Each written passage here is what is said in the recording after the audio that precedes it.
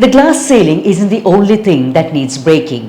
In a world where women are still taught to compete rather than connect, Regional Head South Asia Customer Engagement at ADA, Sanjini Munaweer champions data-driven innovation, controversial AI and authentic leadership, believing that it's time to rewrite the rules. You describe leadership as being gender neutral, but also there are challenges that we normally face. How do you personally navigate that tension? Yeah, I think leadership is nothing to do with gender. It's really about the impact that you create.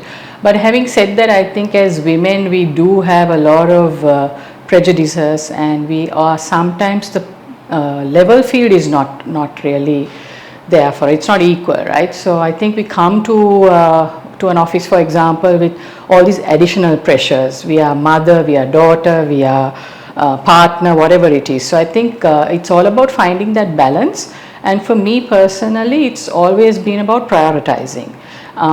When I prioritize what I really want to do, there are days that I really want to be fully ingrained in work. I do that. There are days that I really want to spend a lot of time with my son, and I do that. And there's a period in my time of day which is solely for my wellness, right? So I think you need to do that, because if you don't have that balance and you don't really look after your mental state, you bring all of that also there. So I think it's all about making sure that you are balanced as an individual, because then only can you really create that kind of impact. You emphasize resilience, but you also emphasize the reasons to bounce back from setbacks. Has there ever been a defining moment in your life where failure has actually been a turning point? Around the time I was like in my late 20s, I was doing quite well. I was in the ad industry, and I think I had a pivotal moment where I was in a management slot and doing really great, and then I decided to quit because I wanted to start working with my then husband.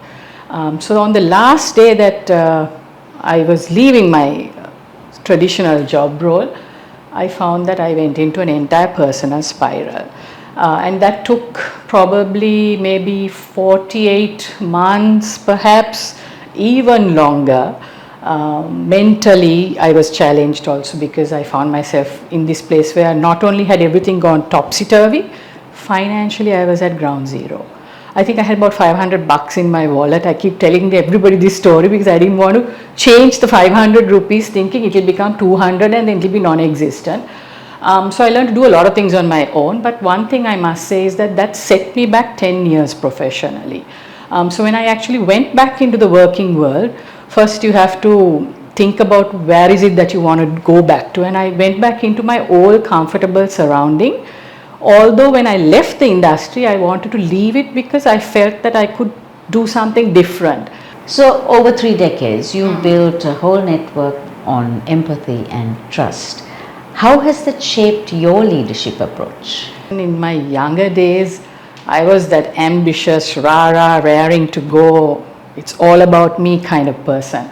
But with the things that have happened in life, I am a lot more self-aware. A lot of times, even though I'm hit with pressure, I always take 2 steps back and I think about what am I doing here, how am I going to respond to this, and what really am I expecting as an outcome. You said that balance is unique to each woman. If that is the case, how do you see work-life balance in a practical sense? I think it's work-life blending today. You've got a phone next to you. The first thing I do when I wake up with one eye is check out my email or my TikTok or my something. So I think it's about prioritizing what's really important to you.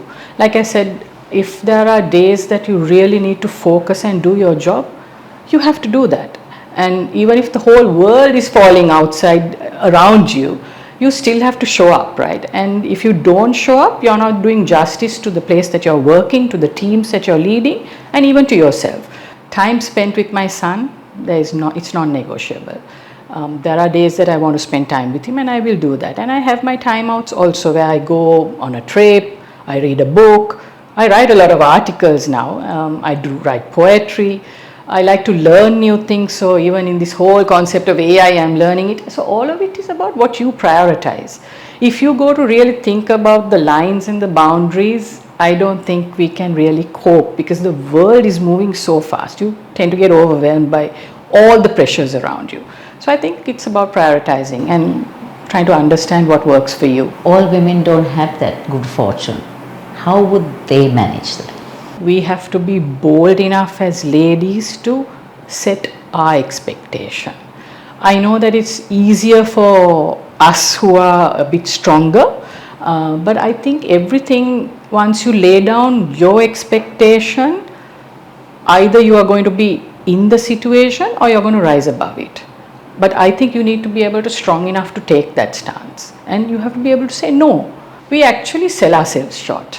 We don't really own our space sometimes. We fight to want to be at a table, we want to break these ceilings and all that. But when we get there, if we are fighting for equality, we should also be fighting to be fair as females. Because I think the era of us being in that whole victim kind of mindset, it's all gone now. Women in maybe the lower rung of work may not be as lucky to be able to say no because they need the job. How do they navigate that then? Something that I find at ADA, for example, is we don't even have to think about the fact that we are female. I mean, it's a cultural thing. From boss all the way down, there are growth conversations, there are mentorship circles, and there's a lot of work around making sure that there are no biases. So I think even as a community, we need to recognize that. We need to, give a hand to someone else, not look down on them. We need to understand the pressures that someone else is going through, not let it be a problem to the conversation or the job or the expectations we have of those people, but actually be able to reach out and support. I think if we listen, we talk, we have more mentorship around ladies who can understand what somebody else is going to, at least to talk about our stories. We are so protective. We don't want people to know what we've been through, because people will judge, people have an opinion. But even if you don't talk about it, people anyway have an opinion about you. You need to be talking more about the difficulties and how you've probably overcome it, and what steps or who helped or how you found help. The difference between meritocracy and gender inclusivity, how does that work? I think we should really stop second guessing ourselves. I mean, we can bring so much to the table. It's just that when we get to the table, we need to be damn sure we are bringing value, because if we are not adding value, the judgment is much harsher on a female. We are asking for a seat. So when we get there, make sure you're adding value. Not just there because somebody thought that they needed to tick the box and have another female there. Kaleidoscope is on YouTube, Facebook, Instagram and LinkedIn. Follow us, like us for more.